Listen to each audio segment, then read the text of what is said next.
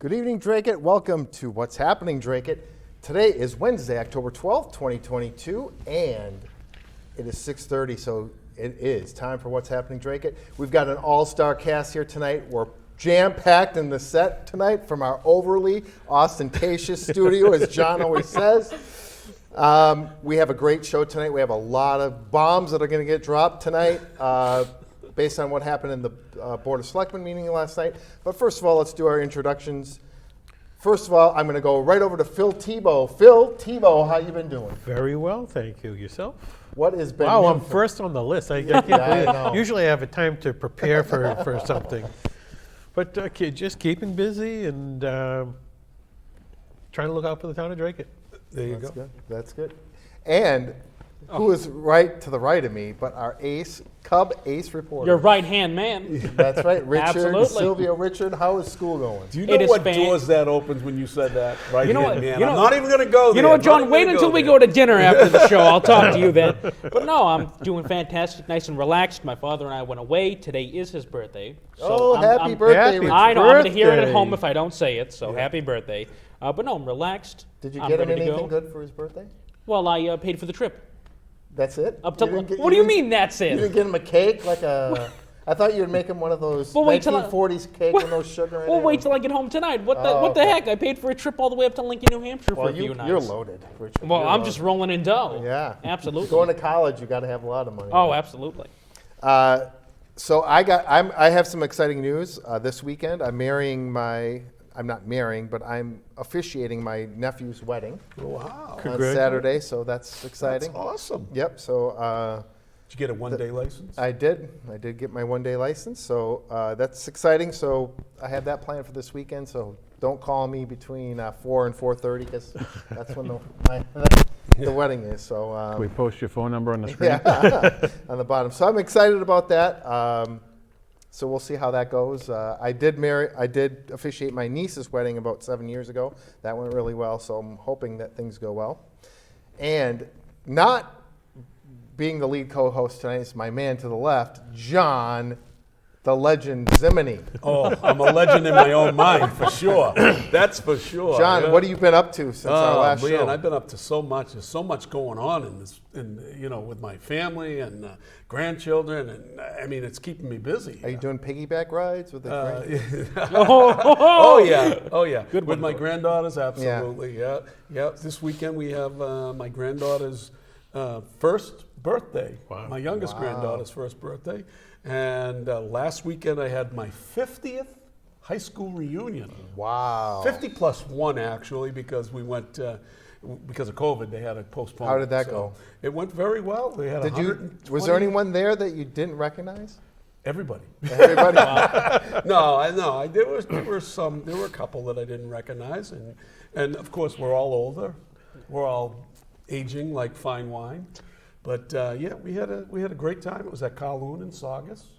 Had my one Mai Tai. Wow. My wife Good said, for you. She said, "Don't drink more than one." So, and we have a special guest with us tonight, Josh Taylor. Josh Taylor. So, Josh, Yeah. you haven't been on our show for a while. What have you been up to in your personal life that you can catch us up to speed for all your fans watching out there? Well, just hanging out with my son, doing projects at home as normal. Anyone that's on Facebook sees I randomly post videos and pictures all the time of the personal stuff. But nothing extravagant and exciting. My old man has been in some bad health, so we've been dealing with that and doing some things like that and just working in the yard, trying to get things ready for the winter and clean up my mess. All right, now that we've introduced ourselves, it's time to go to our other studio where we have our Cub weather reporter. He is awesome. Sean, take it away and tell us how much warm weather we're going to have for the rest of the week. Hi, John. Thanks for having me on once again. Here's the forecast for tonight. Temps are going to drop into the 50s tonight, 52 degrees with partly cloudy conditions. And then as we head into Thursday, this is probably going to be a pick of the week, 71 degrees. For a high temp, it will be gusty at times, winds up to 20 or up to 30 miles an hour through the day on Thursday. And then as we head into Thursday night, there is about an 80% chance for some showers. So if there is any football games going on in Dracut this week, keep an eye to the sky, especially as we head into Thursday night. And then as we head into the day on Friday, high temps near 70 degrees with mostly cloudy conditions.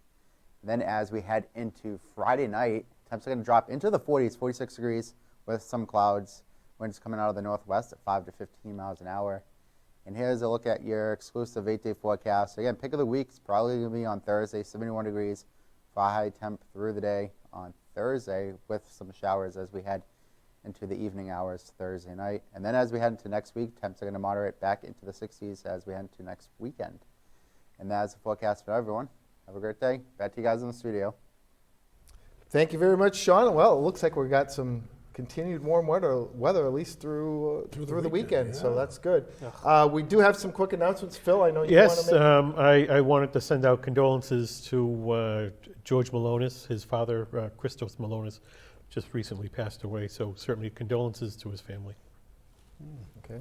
John, do you have any? The only announcement I have is that there's going to be an election to fill the unexpired term left by Bob Corey, who passed away recently, at the Dracut Water Supply District. And that election, for anyone who is a registered voter in the Water Supply District, the Dracut Water Supply District, you can go down to Harmony Hall on October 20th at 7 o'clock, and you could throw Gay Corey a vote. I hear there might be some opposition, but I'm not sure to her, but I'm going to be there in support of Gay Corey to fill the unexpired term of her, left by the untimely passing of her husband. So. Do we have any update on Moose Morawski's wife? Yeah, I talked to Moose today, and Moose is, he was just returning from a grandparents' luncheon at Central Catholic. He was all excited for his grandson, and that's Mark's youngest son, who is a freshman at Central Catholic. And he was excited about being there, and he said that Carol goes tomorrow for her very last chemo. That's great. And that she, so far, is cancer-free. So that's good. That's great Best news. wishes going out to Carol.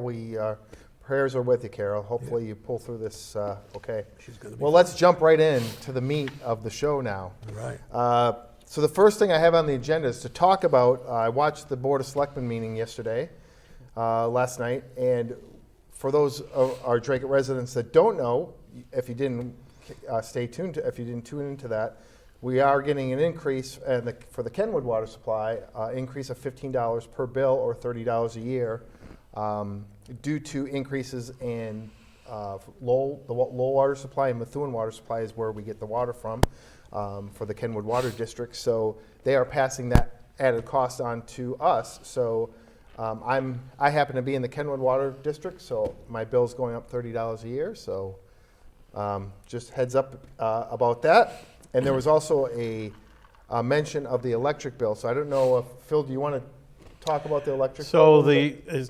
So current rates from National Grid are supposedly going up.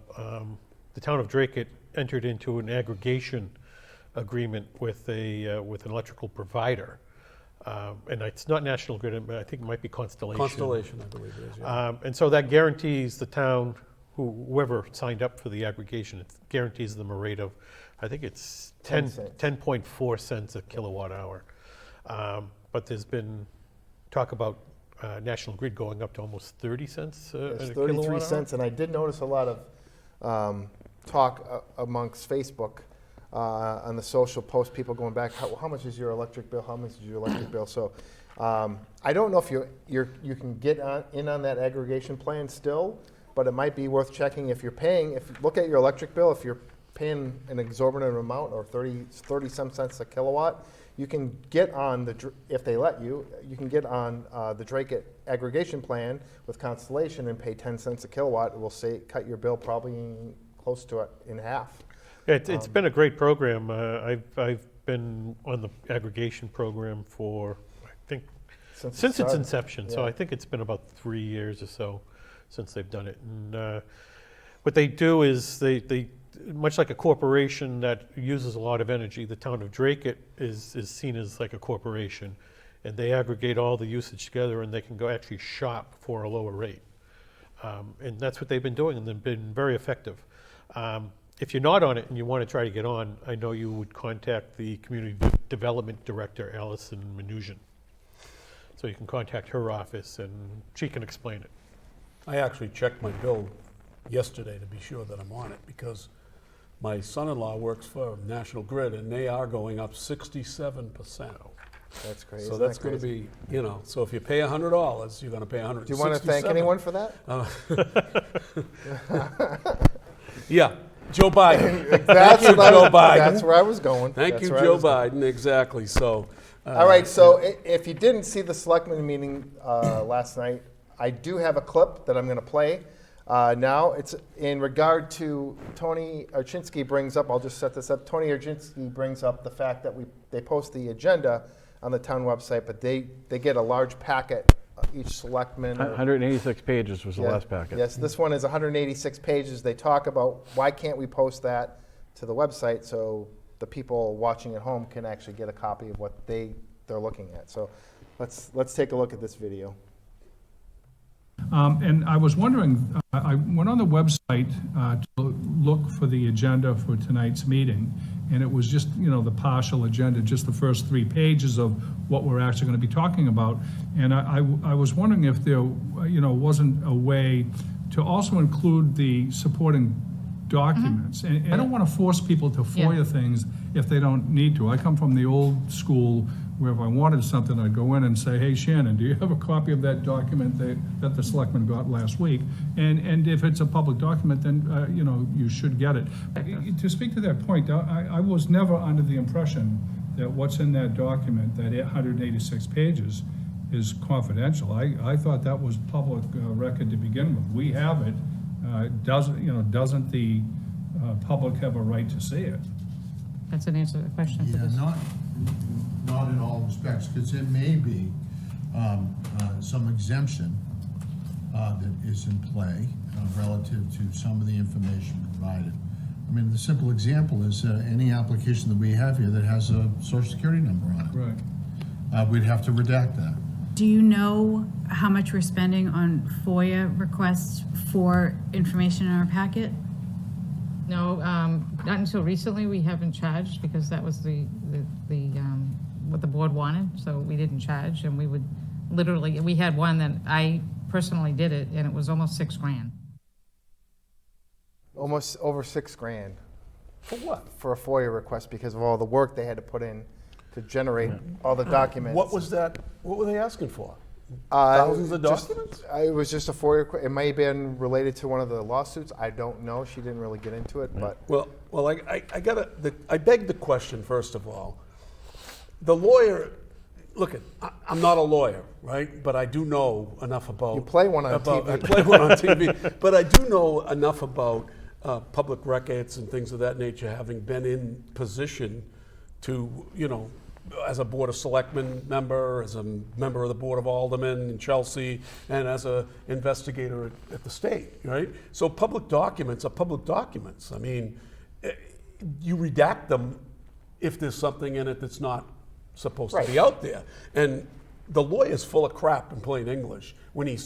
I want to know what public document and what idiot is going to put their Social Security number on a document that you're submitting to the Board of Selectmen. Well, I think what they were saying is when they applied for the liquor license, they have financial information in there. They have a Social Security, the person's Social Security number if he's running his business under his personal Social Security. Well, that's the application for it, and the application should be redacted. Right. The Board of Selectmen shouldn't even get that information. Right.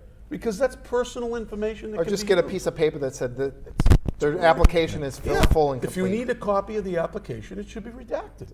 And it doesn't take $6,000. I mean, unless people are getting paid hundreds of thousands of dollars to be employed by the That would Board of get into Selectmen. another point that I believe it's not the rate of the person doing the work. It's actually the lowest rate, hourly Right. rate of a person in town hall. So if Ann was personally doing the work, It's still- she shouldn't be charging her rate. her hourly rate, Right. which could be in the she's Thousands. making- it would be. I mean, several. I mean, she's making $160,000 a year. So, yeah, approximately. right, so $160,000 a year, she's getting $80 an hour type of thing. Yeah. So you're certainly not gonna charge for that. Yeah. Renee Young chimed in on Facebook, and she said the school committee releases packets the day of the meetings. Right. No, you know, and that's all well and good. But if you're not at the meeting and you're sitting at home, I think the school committee posted on their website too. I believe so. I think it's posted on a website, Well, to their credit. Town manager said that they can't post them on the website because they don't have the server storage and it's too costly to post 186 pages. That's what she said during the meeting. And I'm gonna call BS on that Yeah, one too. that's I'm just baloney. relaying what You I know? heard last Yeah, night when I know. was in the audience. I hear you, but it's Yeah, unless the BS. file is heavy with graphics, I mean, 186 pages in a PDF format would probably be, 10 meg, it's small. if right, if that. You're the computer expert Yeah, here. How, it's probably about 10 Yeah. megabytes, which is nothing. so Next to- you see that they get away with doing that. They get away with saying stuff like that because there's nobody there to challenge them what it's all about. I mean, I got to hand Tony credit that Tony at least is trying to do something to get the public more information when you're sitting home, because there's a lot more people watching through Facebook and there's a lot more people watching through, you know, DATV.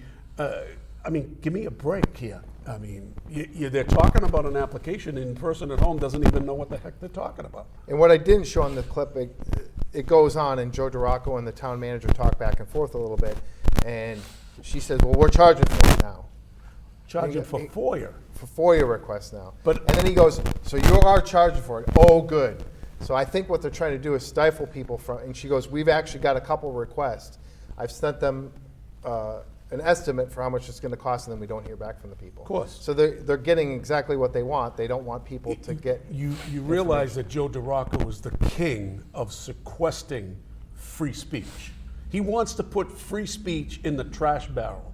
He doesn't want you to, the individual public, to know what's going on with people. They just don't want to, he doesn't want people to know what's going on. And I just want to warn them now, there is, according to Massachusetts general state law, there is a requirement that if it takes less than 2 hours, you cannot be charged. So if it's something that's a very easy document, like say I want a copy of the town report, they should not be charging people for that. They can charge you for the copy of the paper, For a hard copy. but they can't charge you for person's hourly.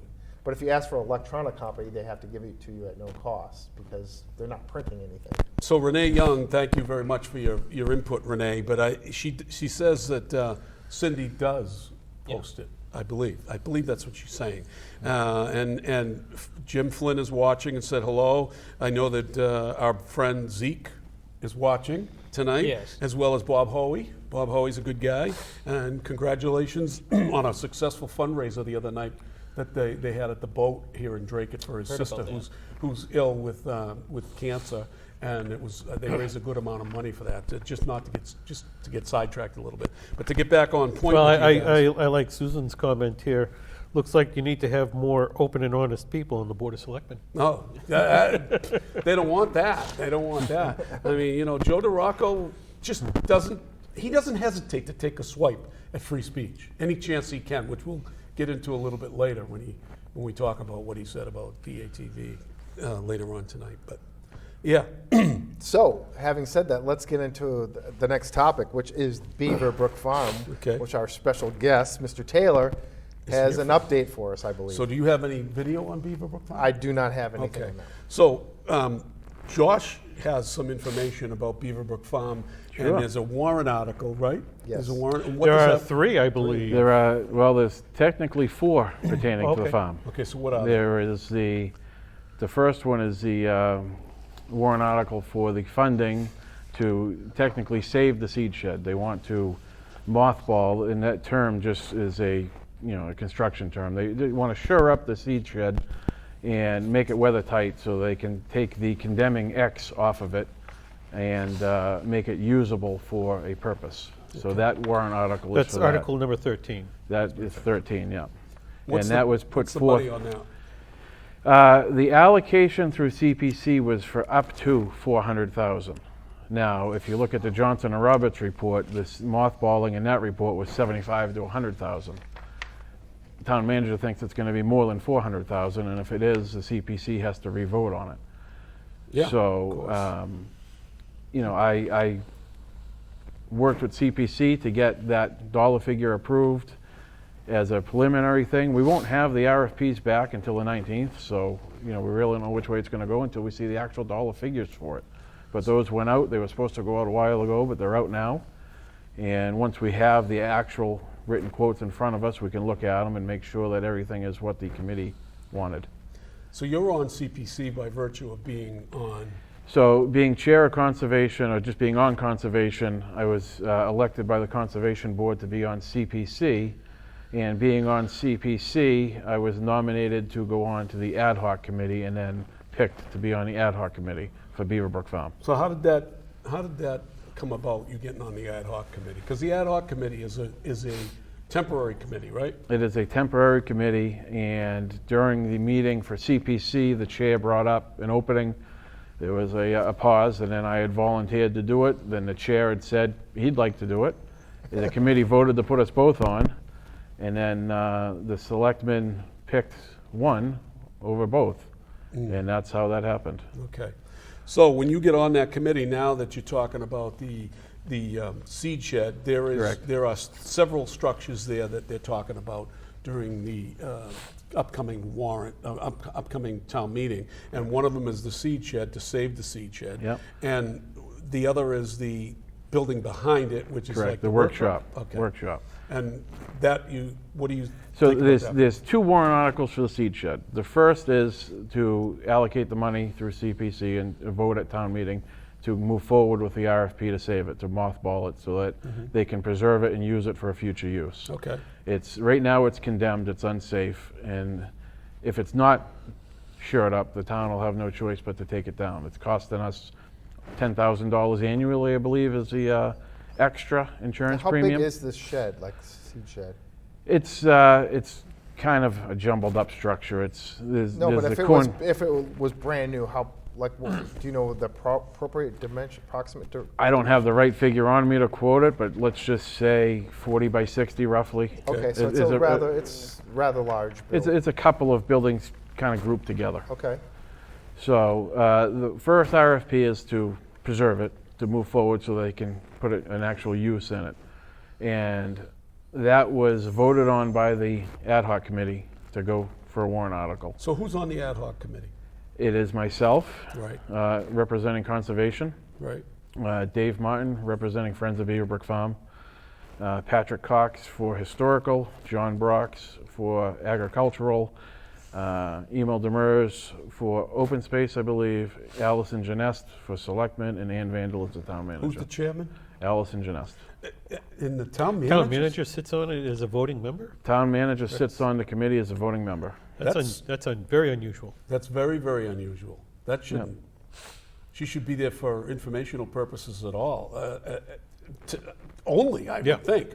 I mean, Dennis Pindak never sat on a committee while he was the manager, and I don't think the manager should be on a. Because there is. You're going to influence. You would think she's going to influence everybody's vote on that committee. And, So she has the insight for everything through town hall, if it's legal, not legal, if it'll pass or not. That's what she's there for information. Informational But she shouldn't purposes. be given votes. She shouldn't be having the power to hover over the committee to make sure that the committee does what she wants to do. No, correct. It's like her sitting at the finance committee and a member of the finance committee saying, well, she's our boss, when she's not your boss. The finance committee oversees the budget. Or the Board of Assessors. Or the Board of Assessors, same thing. And the reason for her being there is for informational reasons only, not to influence the board.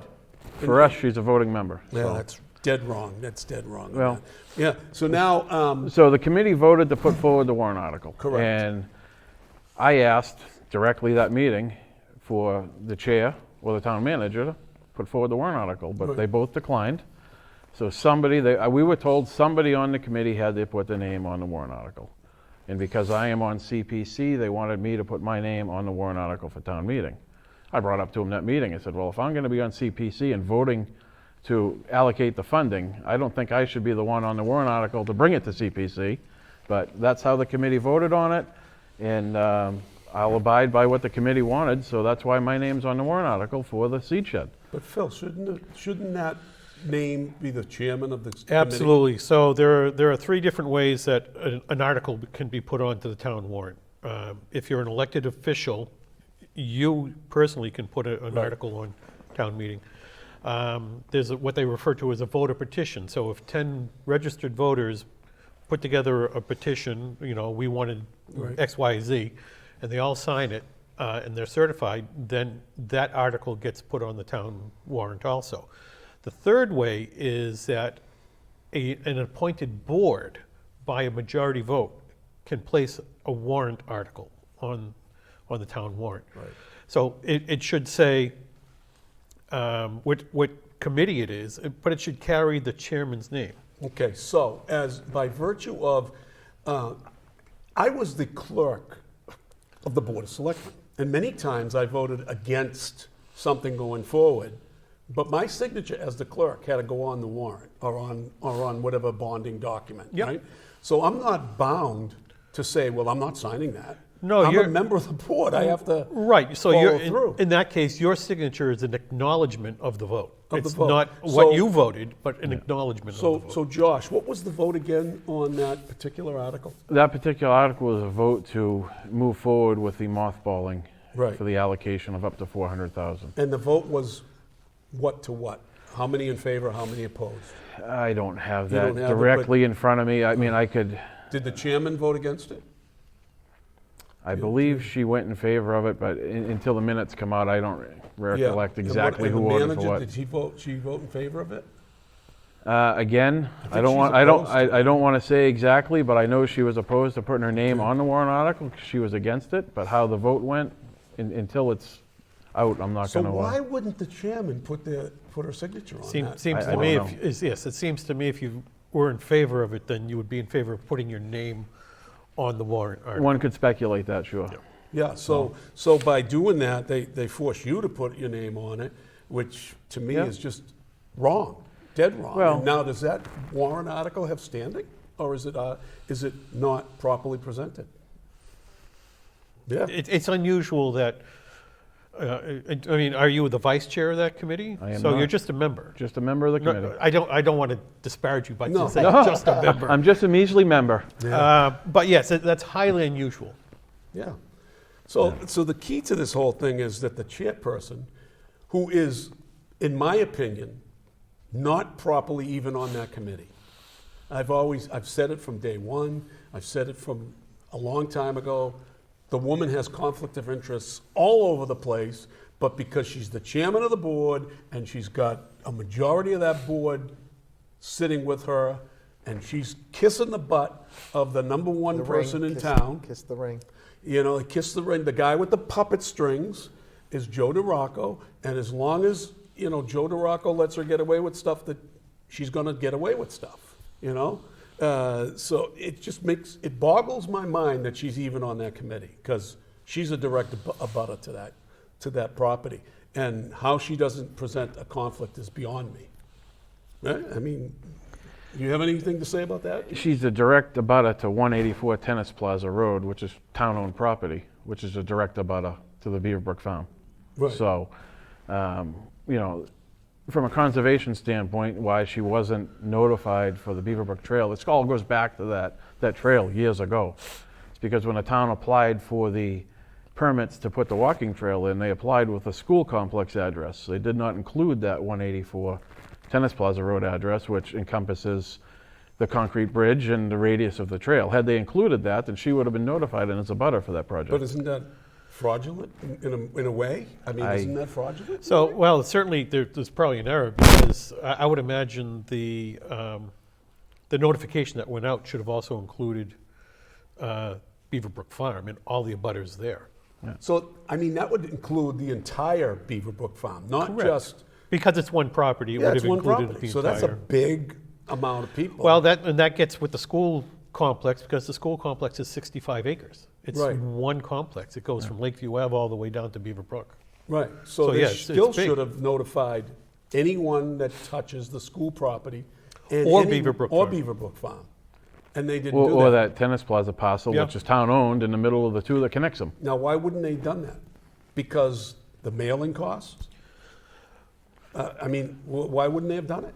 I don't have an answer don't for you. know. Speculation at this point. But That if was years ago. if a person was aggrieved by that, right, they could Yeah. go to the state and get the whole thing overturned.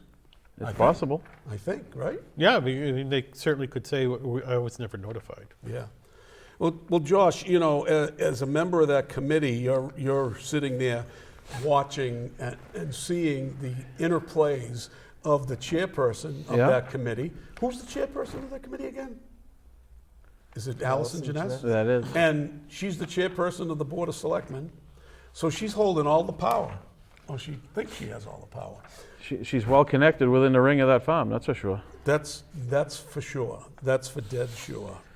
So the other warrant articles, on this warrant article, there's actually a group of citizens. Give it a couple of seconds for this. Yep. There's a group of citizens that have been following us through. Some of them were on the old Beaverbrook Farm Committee, some are on the Friends Committee. They really want to try to save the historic value in the structure of that seed shed. And I'm working with them. My name's on the article, so I have to see it through. I have to help everybody involved in saving it. Yeah. So we have a meeting at Harmony Hall on the 27th, 6 to 7 p.m. And there's going to be a slide presentation and a question and answer period for the history of the farm and what the seed shed is and ideas that it could be. So anyone that's interested in saving this building, I invite you to come out on the 27th to Harmony Hall. And let's talk about it. And let's get people at town meeting that had enough with the town and the administration's goals and want to do what the town wants and save a piece of property. So my initial reaction is that I'd like to see it saved. It's a historical value. It's a building that we could probably use. But I want it to be saved and used for public Correct. use. I don't want it to be sold to the person who owns the house on that farm, which then would eliminate the public use. That's not quite legal under CPA law anyway, so. But isn't there a proposal to do that too? There's a Warrant article to go to the state legislature to reverse the sale and how it was done back in 2015 because it wasn't done correctly. I'm not sure if, I think that's, I'll just say that's kind of a fabrication made out of whole cloth, because clearly at town meeting, when they were talking about purchasing Beaverbrook Farm, they were talking about the open space, they were talking about the historic value of the property, of the farmhouse, of the buildings, the squash barn. I don't disagree with you. We had many meetings on this, and we had town council in, and everybody's asking about all the costs for town council for Beaverbrook Farm. And we had to sit there with town council and watch the meeting that took place in 2015. I was shocked to find out. I actually got up and spoke on buying the farm in 2015. I didn't realize I was involved then. Yeah. But it's funny, you lose track of time, how much time you put into something. Exactly. But because one gentleman got up to the microphone and asked which bucket the money's coming out of from CPC. We have open space and recreation, we have historic, and we have housing. So the town manager, Mr. Duggan at the time, answered at the podium, it's coming out of open space recreation. And when they recorded that and when they wrote the check, they wrote it out of the open space bucket. So that parcel is open space recreation only. You can't use anything else. So how did they end up selling the farmhouse? I tried to ask that question and never really got a real answer. I was told I wasn't allowed to interpret the law as I brought it into the meeting, so. Phil, are you trying to interpret the law? No. You're just I'll take a stab at it because it seems tried. like nobody else is able to. Go ahead. So it's clearly at town meeting, they had talked about the historical value of the property. Yes, open space, they were talking about recreation, people could walk around, they could, all sorts of stuff.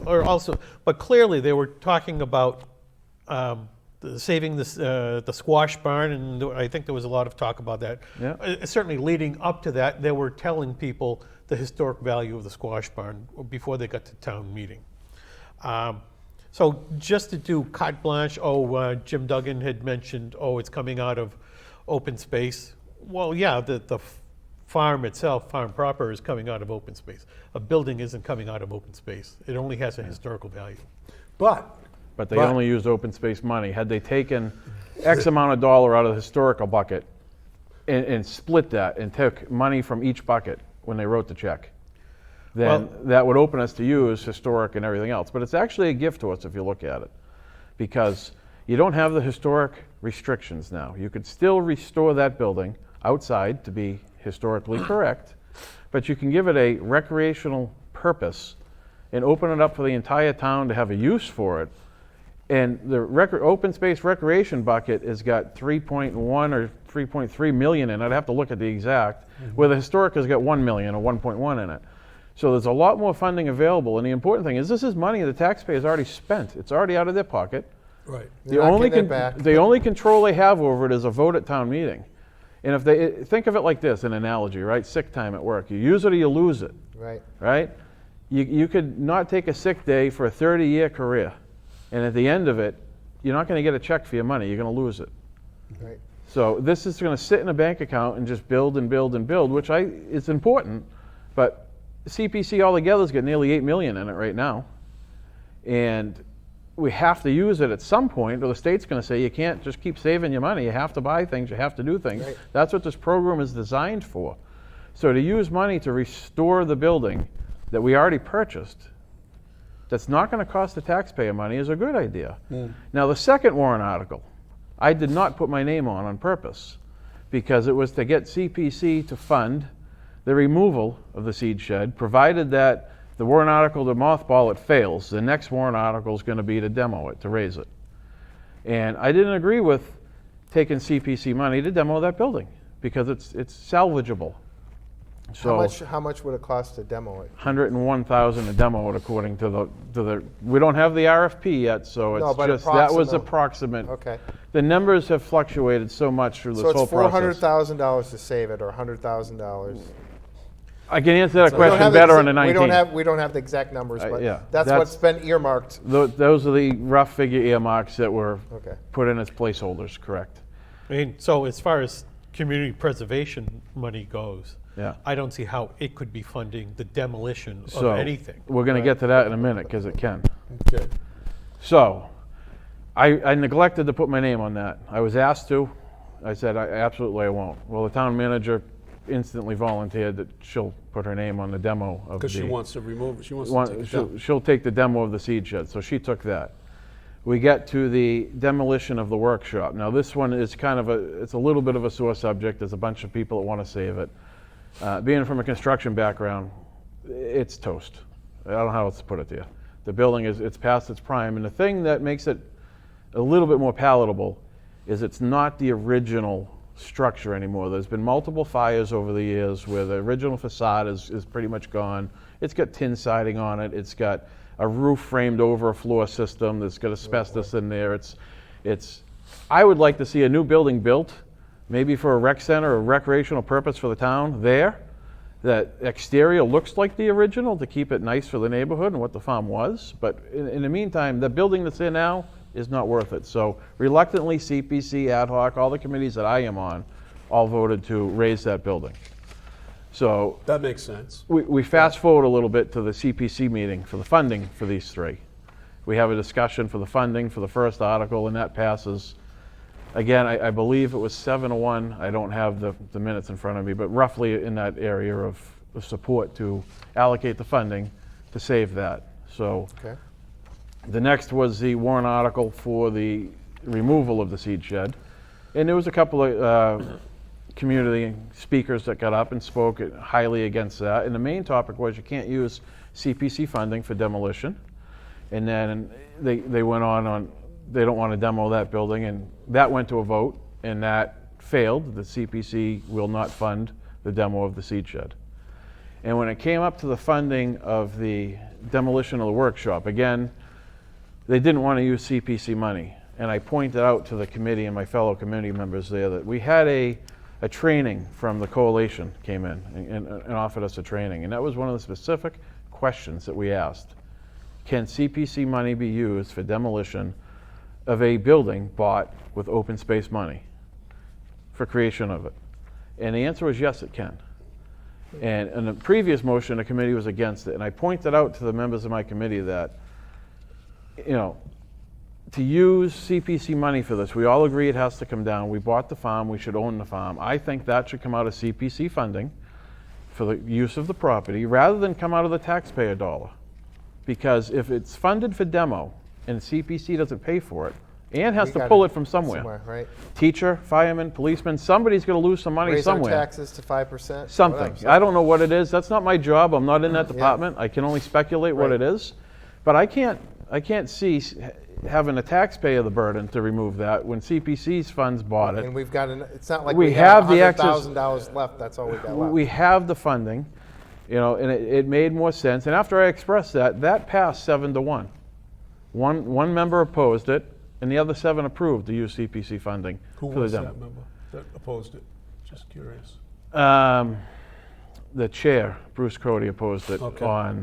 because his thing was, and I don't disagree with him. He's steadfast against using CPC money for the demo. Okay. And everybody's entitled to their opinion. I don't fault him for it in the least. No, that's a personal So- view, and that's Yep, fine. absolutely. So I think where Dylan Mekaneski Park was built, there was a building on there, and I think they probably used CPC money to Absolutely. demolish it. It And was I part can of it. understand, in principle, the ability to demolish something, but In order to in this make way, case, it you is very much a dilapidated structure. It is, and if it's costing us $10,000 a year to insure them because it is unsafe, we make one safe, we save one, we compromise, we get rid of the other that's not safe. Hey, you know what? If we could do a nice rec center for the youth in the town at that property, or something along that way someday, that'd be great. good parking. We could use a squash barn, repurpose what's there. But the committees are working on all these ideas, and every time we work on one, we get to a certain point, and we're told we can't do it, it's not legal, and you start at square one again. And that's why it takes so long. Right. So there's a couple of things in that whole thing. Yeah. There that who's driving the bus? Who's driving the bus on the sale of the property? I sold to the bus. I know you did sell the bus. I hope you kept the street sweeper. I Street sweeper was a clever I thing. stole the street sweeper. Okay, well, you could always buy another one. Absolutely, I The bottom line here is, who's the driving force behind selling the buildings to the homeowner, the guy who bought the home, Paquette? Who's the driving force? Yeah. I can't answer the driving force question. Well, who's- I can only speculate the force. I can answer the question on whose name is on the warrant article. Okay, whose name is on the warrant? Bill Greenwood is the one that sponsored the warrant article. To sell the 4 His- acres?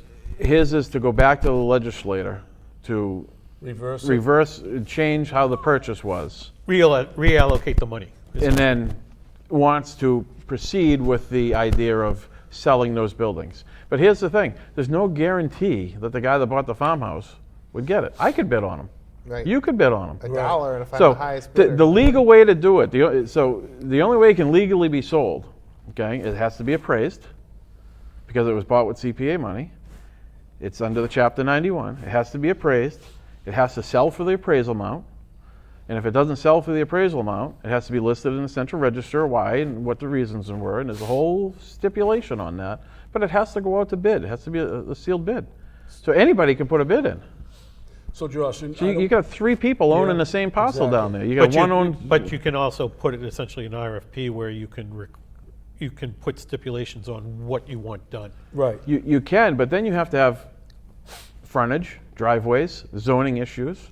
There is so much involved with trying to sell off those 2 buildings. If they would have thought about this in the beginning and grouped the buildings with the house when they gave that away, then that's one thing.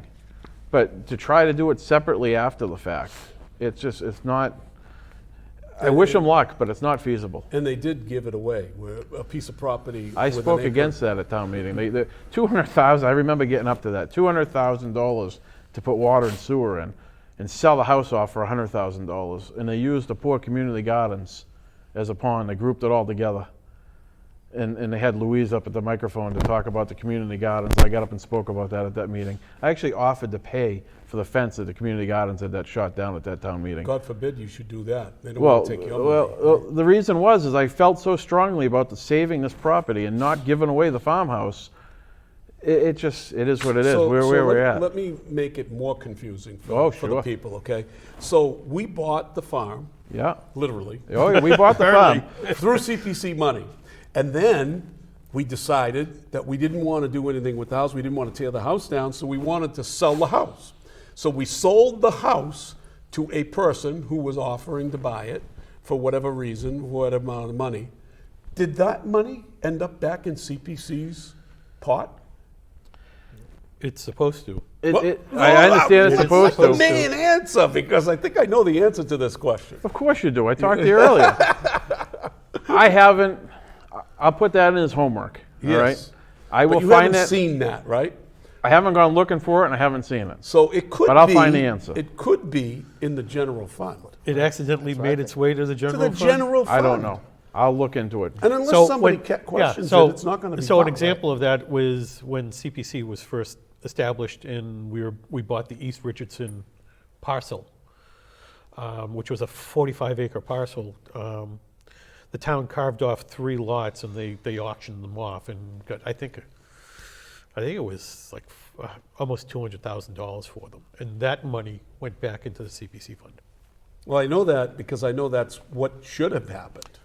But is there any proof that it happened? Well, you know what, how And you have to- Josh didn't have an answer to it, and he's going to look, and I I'll know he'll look. get it. I Otherwise, you're going to have to do a FOIA request, I'm and they're not going to doing charge you $200 for the FOIA That could request. cost $6,000. $10,000. It's so ridiculous. And even you, Phil, said earlier that they can't charge you the highest paid person searching for it. It has to be the lowest paid person on the totem pole. And that's where this whole FOIA thing gets into a whole other realm, that many cities and towns are doing the same thing.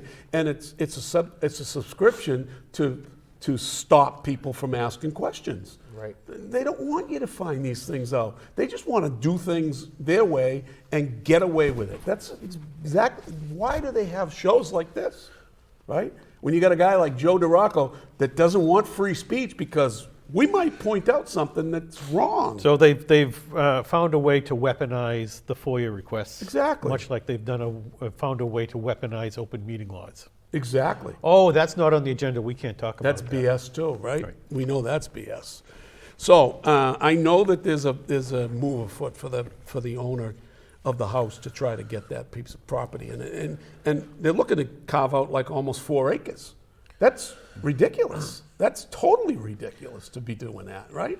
Because now you've used money to set it up, and then you're going to sell it off to a private entity, which you have no control over it after that, other than the historical value of the facade outside that building, right? I don't see it feasible for so many reasons. And on top of that, you have to go to the state legislature to try to get an approval before you can even do it. That could be years away. Do you have an opinion on the actual sale of that house? Was it done what you think? Do I have an You're not opinion? a lawyer either. You're not a judge, but I was told I'm not allowed to interpret the law. And Yeah. I did have an opinion on it. I don't think it was right. And I'll give you the short answer to Yeah. make it easy. I was informed that the attorneys are just going to have to agree to disagree on that topic. because they don't want to go there. So what happens if that property suddenly, the owner suddenly runs out of money? He can't finish it. What happens if he suddenly dies, God forbid, and his estate takes that over, and they want to sell it? What happens? Is there a clean deed to that building? It depends on which attorney you ask. Wow. But there's still historical restrictions. Right. on There's the a deed. conservation restriction on that parcel Yeah, now, so- yes. That is in place for the house, not for the farm, but for the house. Right. This whole thing, I gotta tell you this right now. I gotta say this, and some people are probably going to be shocked. But the number one guy that was kind of, helping that whole farm situation when it first came out, the Beaverbrook Farm Committee, and Warren Shaw was on that committee. I mean, Warren Shaw and I have not always seen eye to eye on many things, but you can't take away that the guy knows what to do with a farm and he knows how to handle things with a farm. You can't remove that from fact, right? He's no longer involved in any of this. Is there any wonder why this thing is screwed up the way it is? Is there any wonder? I mean, you got the chairman with a self-interest because she's in a butter. I'm guaranteeing you, she ain't going to want a recreational building there. She ain't going to want that. The wonderful part is up to the members of the town, not up to her. Oh, it so. is?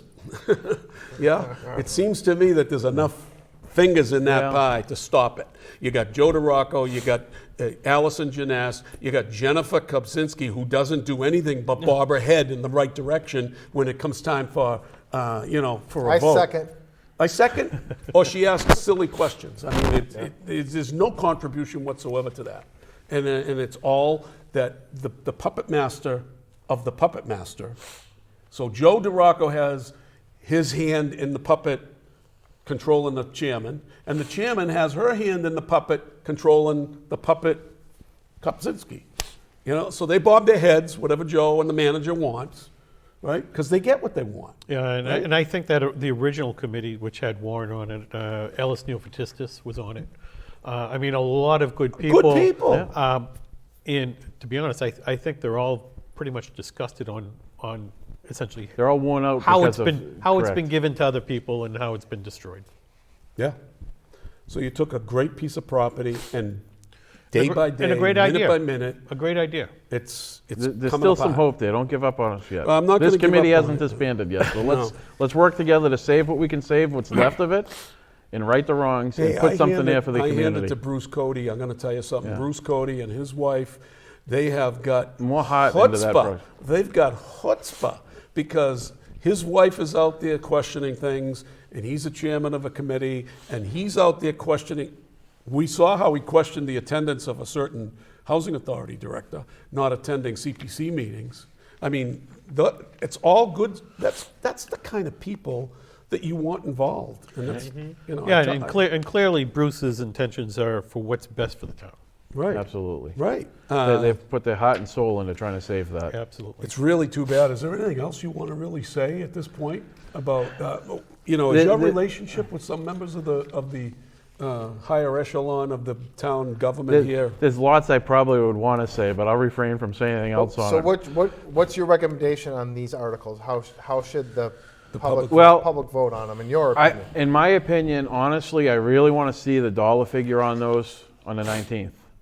But as it stands, provided that it's not atrocious, I would really like to see the town vote in favor of giving us a chance, the new committee, to move forward, preserve that seed shed, the history. That's one of the oldest buildings in town. You know, let's get that small section of the original farm that we have left, the squash barn, let's make sure that those don't go away. And I'd like to see that happen. When that happens, then Ann's article to remove that building falls off. We don't even vote on it. And then the vote for the removal of the workshop to me is an easy one. It's done. It's time.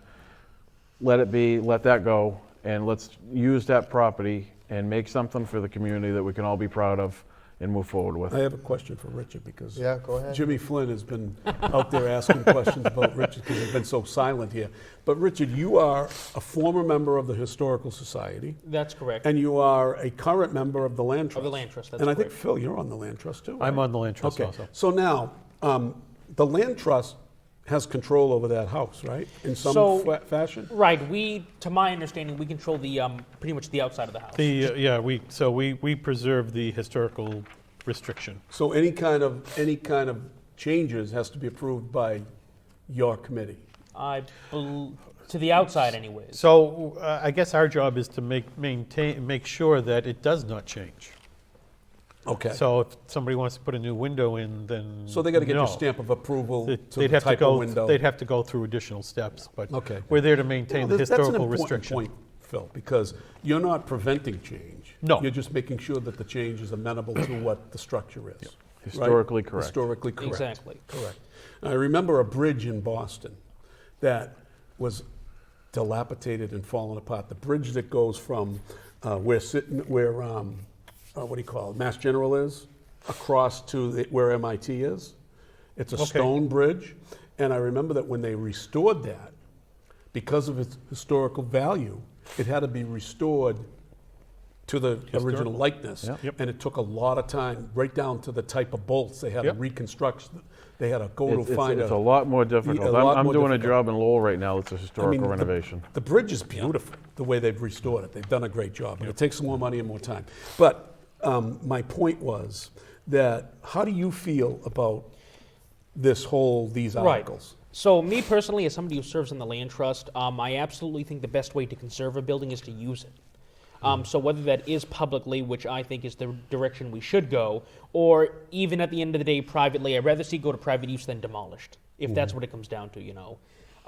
The Beaverbrook Farm in particular, I go to that place all the time. I love it. That's my quiet place where I can go to sit and think and just relax. And I think the community garden was the right direction to go because it's introducing more and more people to that parcel who may not have known about it previously.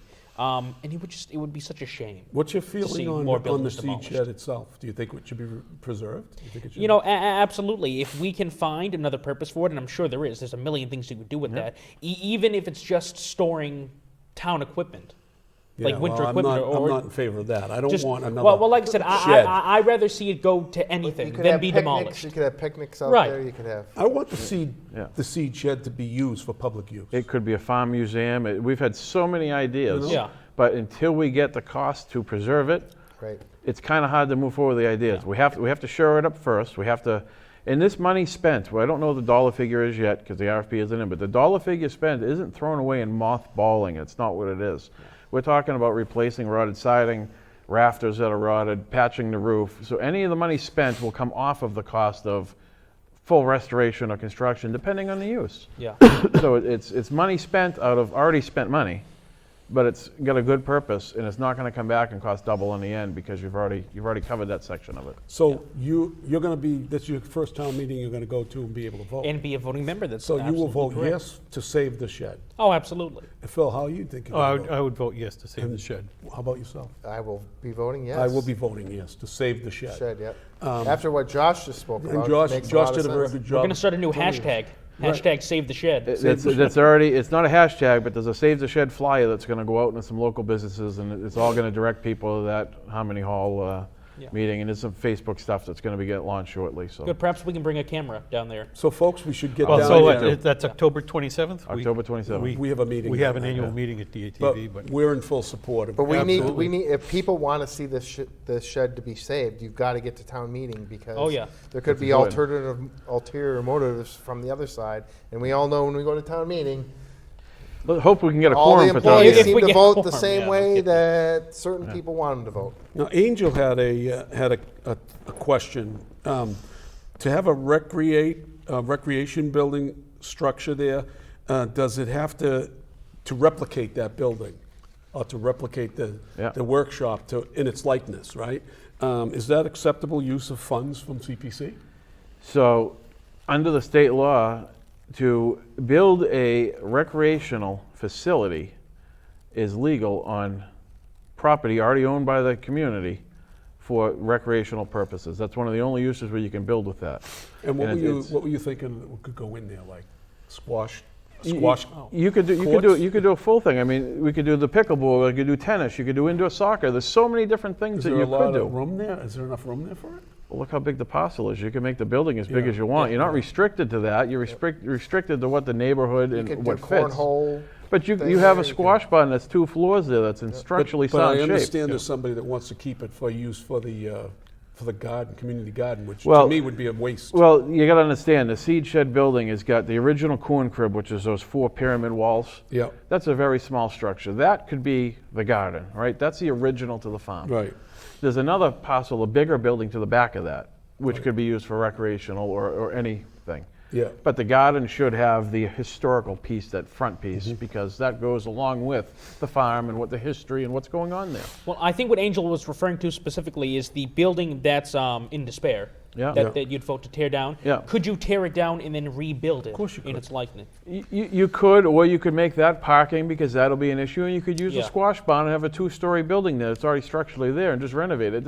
There's so much, we have to go through zoning, you have to go through permanent building, you have to get support from so many different It's gonna be a avenues. It's an long- idea right now. It's just, that's going to be a long haul. By But the you time. understand. It will, but if that- it's a work in progress and if Right. it's moving forward, then the people can pallet it. If it's a Kind of like the standstill item old for town 7 hall. It years. took a long time to get that. Yeah, but you understand that Princess Allison is going to have to put her stamp of approval on it, right? Because after all, she isn't a butter, and it's going to affect her property, right?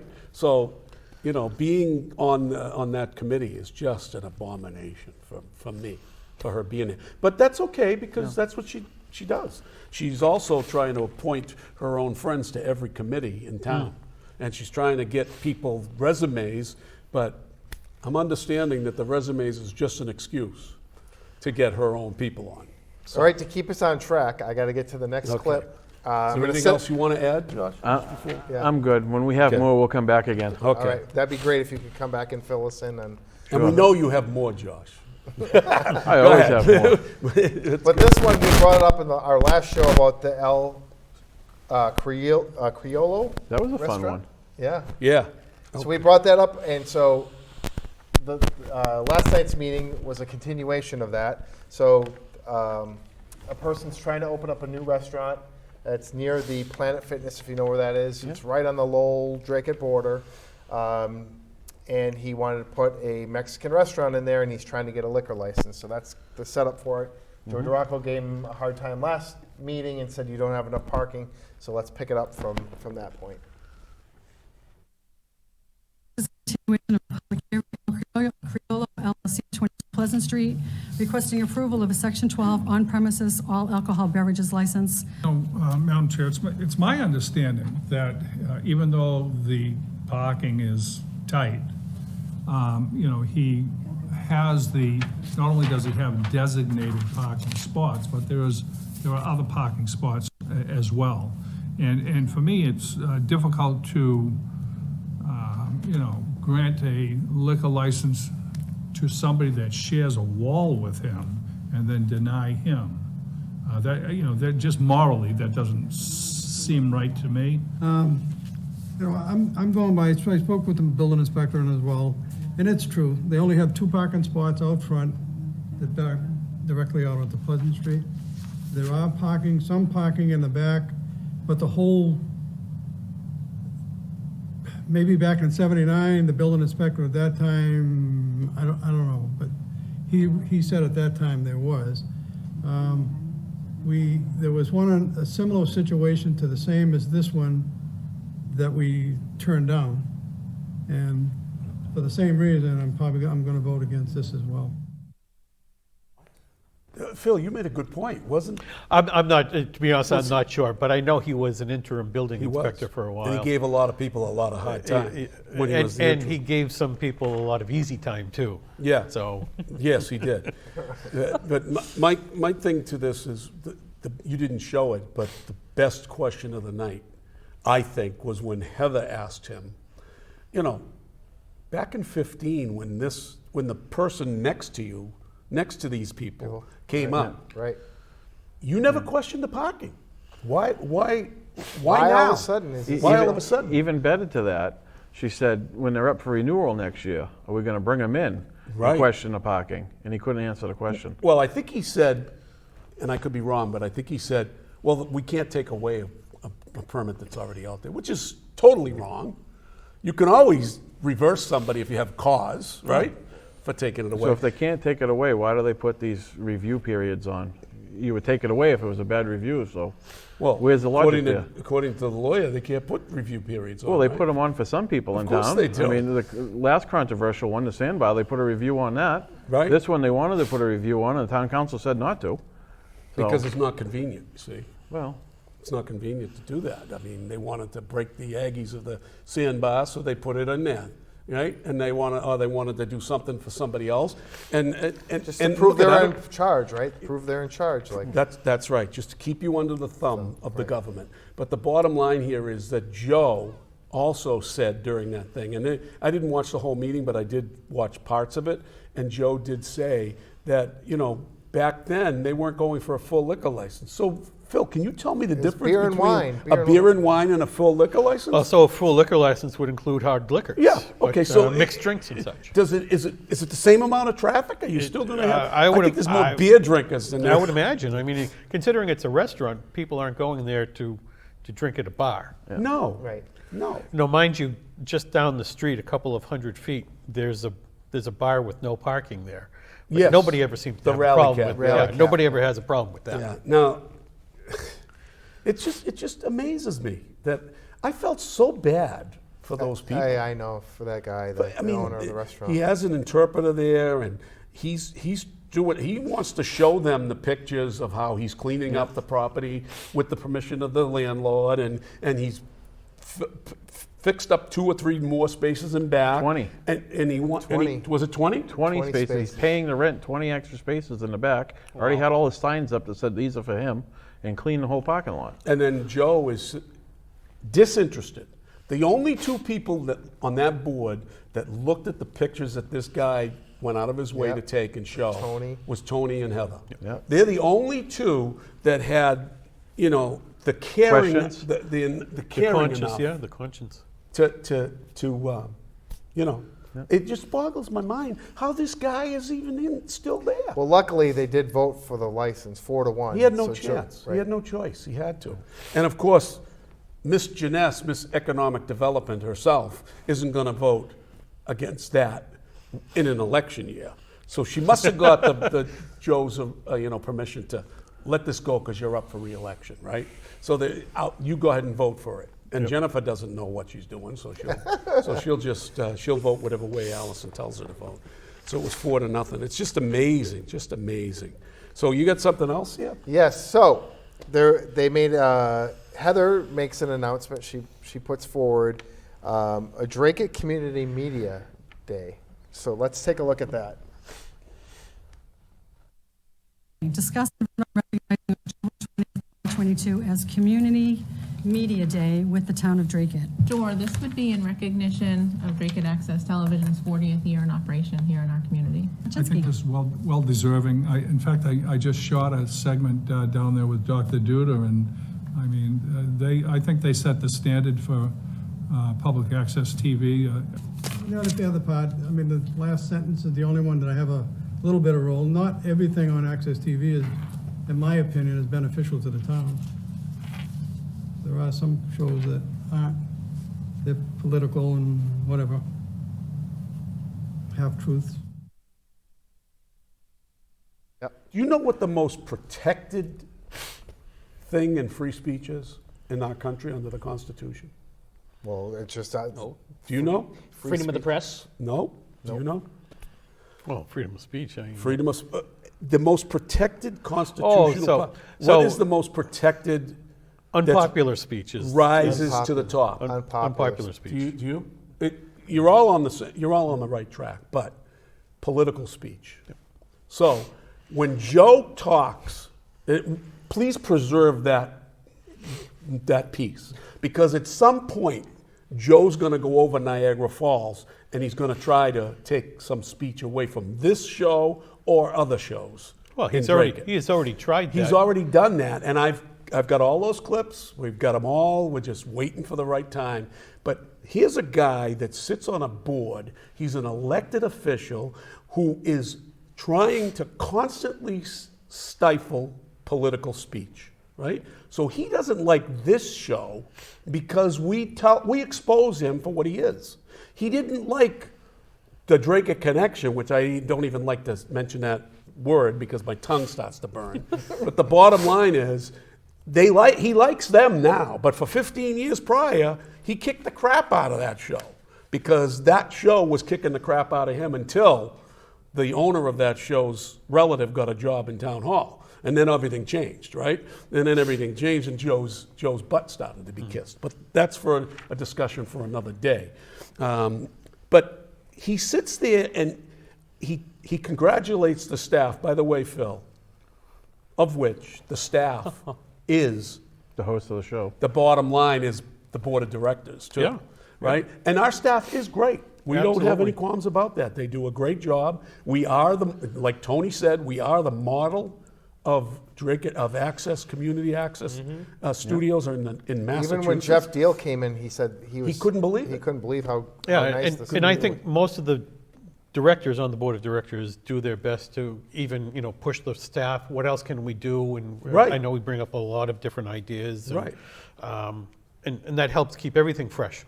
Exactly. Do they constantly get shot down on your board, or do you get to move forward with some of them? Just curious. What do you mean? The ideas. Ideas? No. Well, I mean, so one of the last. Are you taking a shot? No, just a question. So his ideas keep getting shot down. But we had an idea of let's create a kitchen set. And that took a lot of work and a lot of planning. It was something that was on the boards for a while. Ramon loves it. Yeah, so I would say a lot of what's discussed there is promoted. We ask for ideas. Right. I would hope that every single board in town would be asking for ideas. Correct. But I mean, people ought to be aware of what this guy is all about.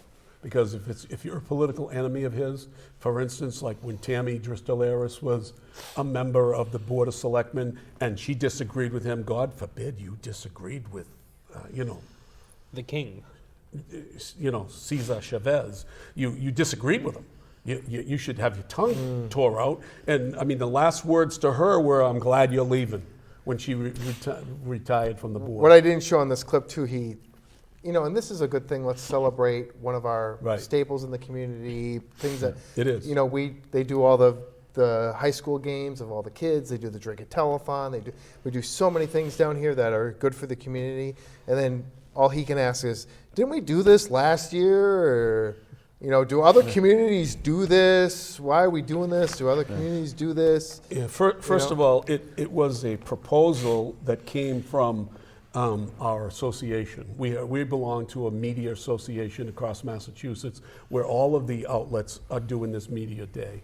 And the media day, the actual resolution itself was put together by Mass Access.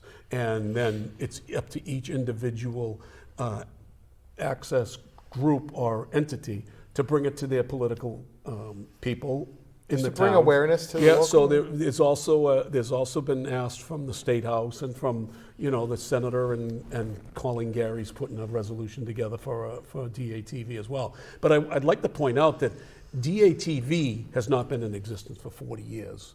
The community access has been available to Dracut for 40 years. And there was even a mention that Gary Muse has been here for 40 years. That made him about 10 years old when he started here, because I don't think Gary's been Sure, he appreciates that comment. But certainly he was involved when Comcast was running the access channels. Right, because he worked for Comcast at the time, right?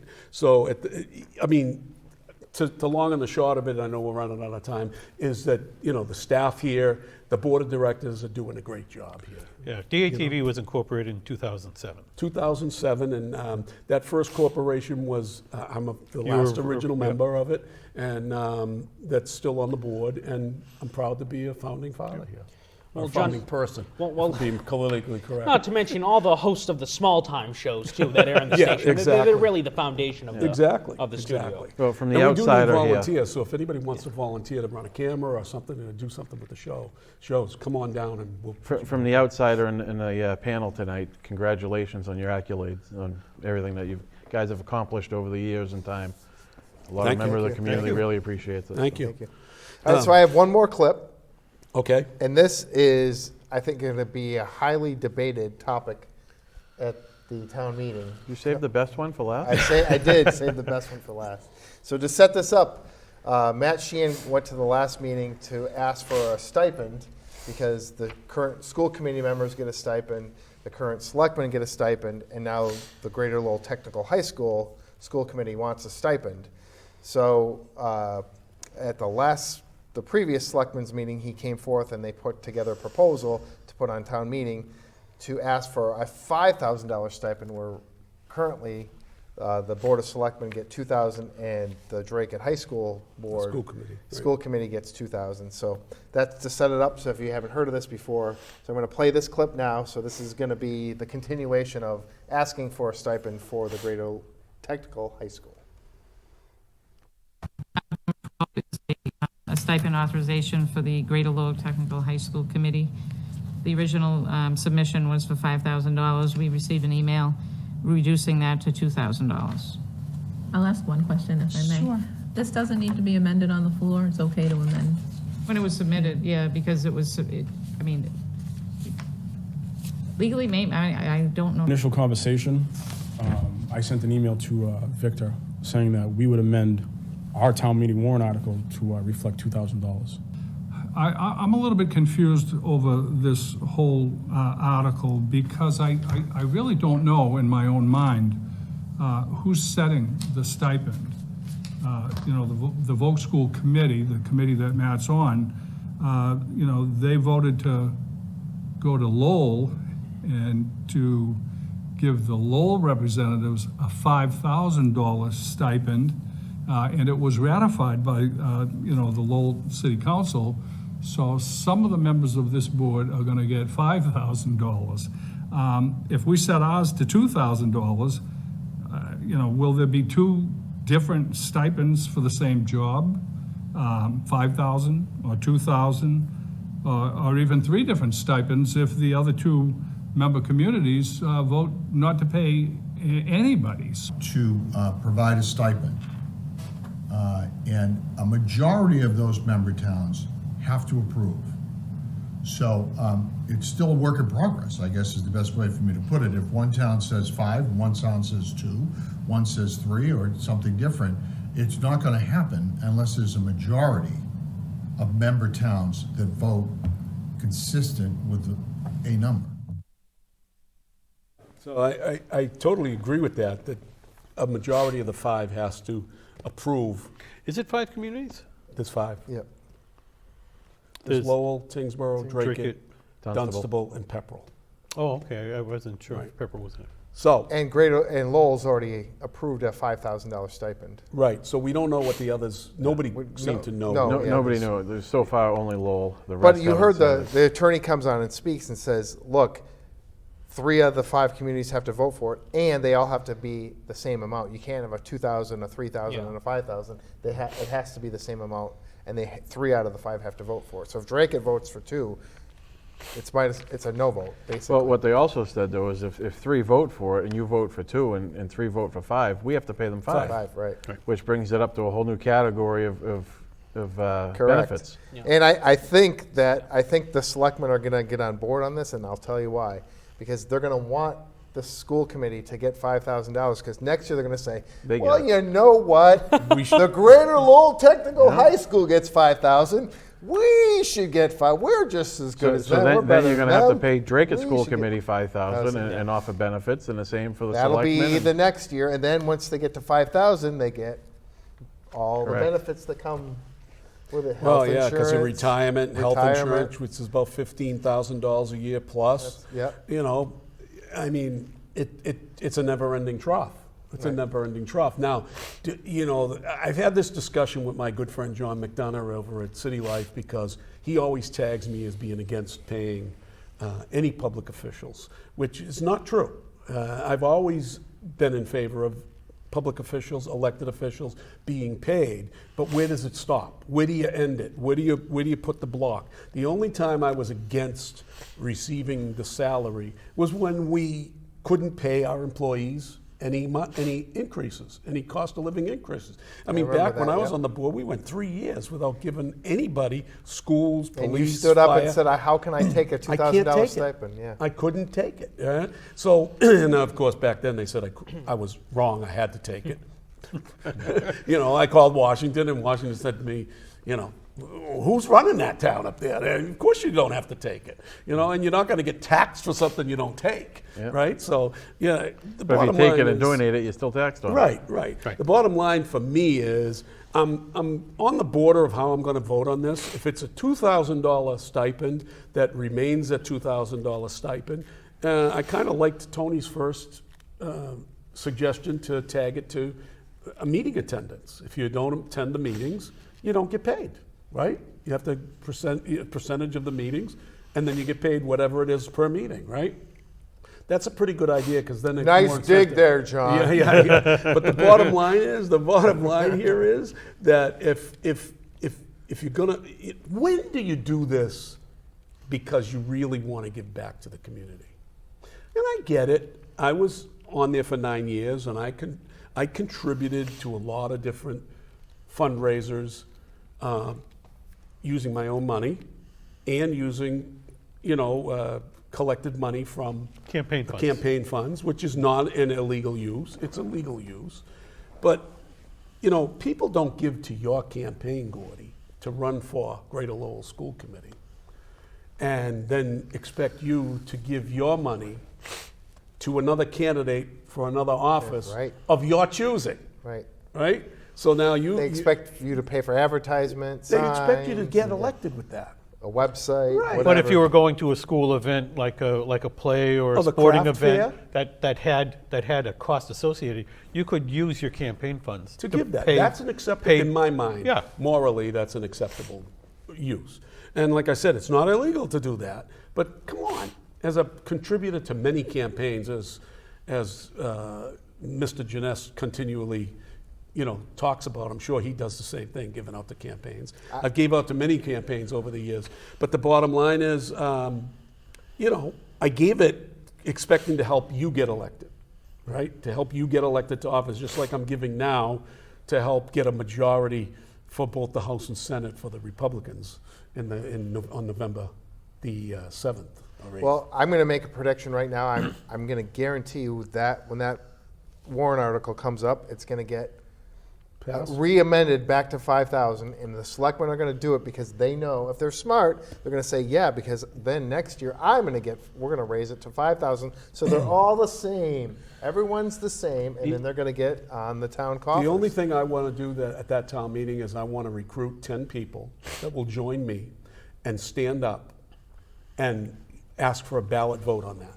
So, because if there's 5 right here, so if I can get a commitment, there's 5, I only got to get 5 more. And just to get it on a ballot vote so that people can be honest and not have the manager or any or the school committee members watching them to see who stands and who doesn't stand in a standing vote.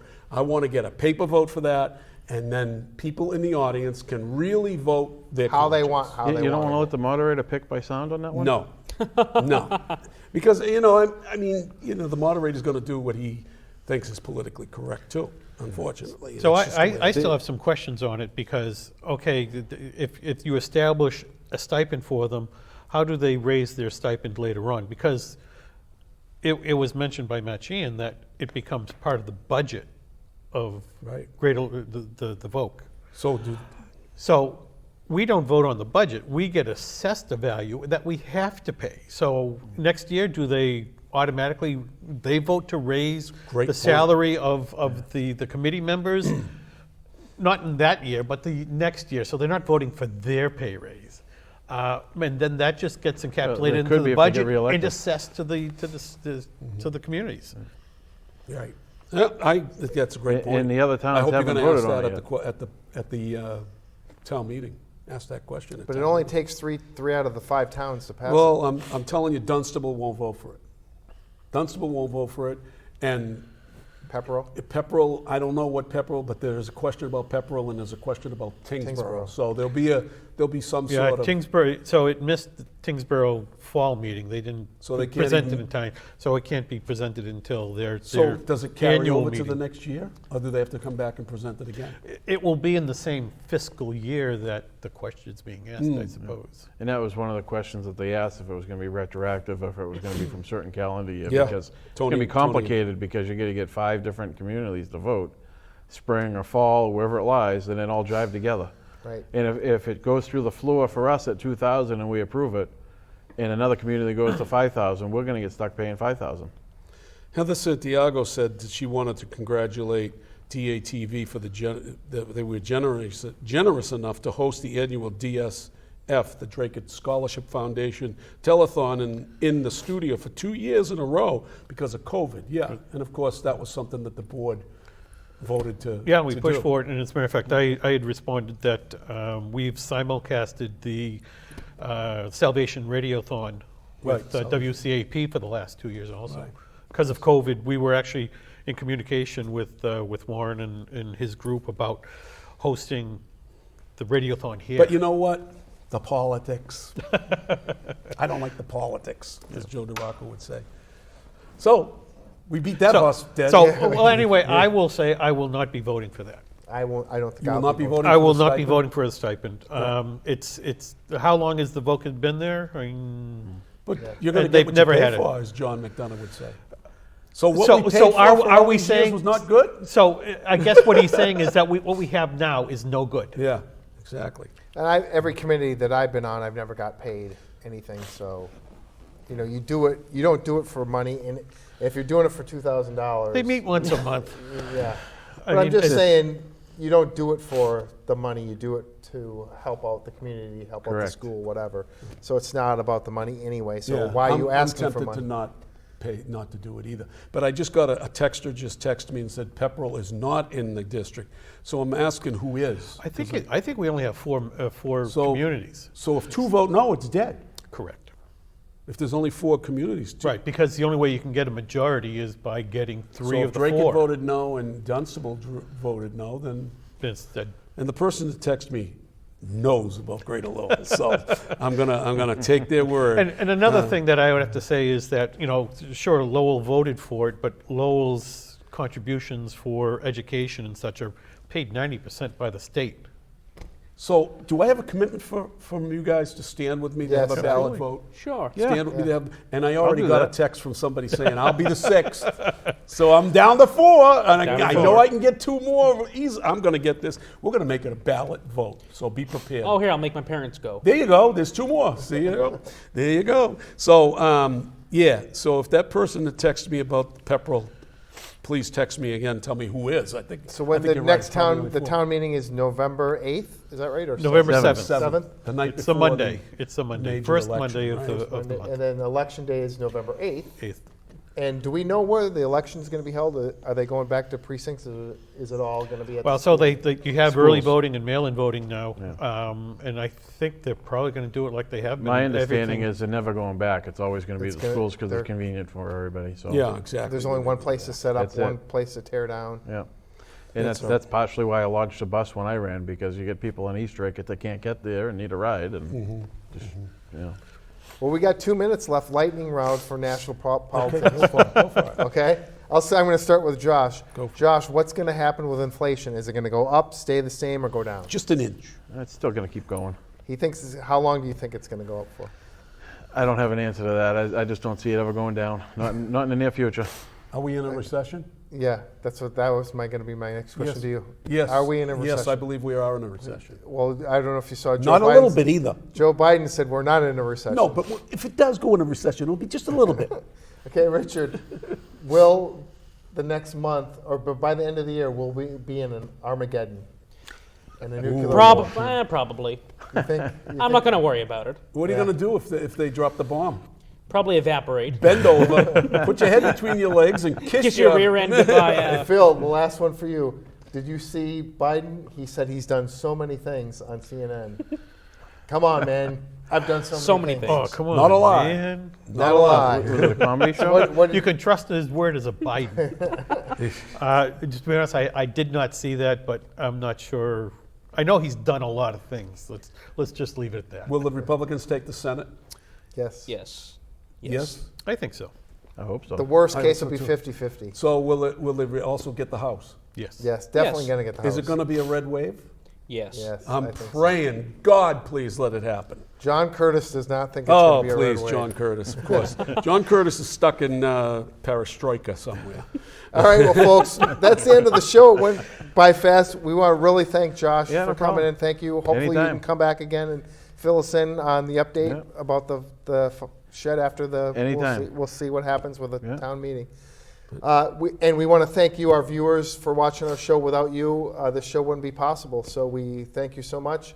And just remember, when it's Wednesday and it's 6:30, it's What's Happening Dracut. Good night, Dracut. Good night, everybody.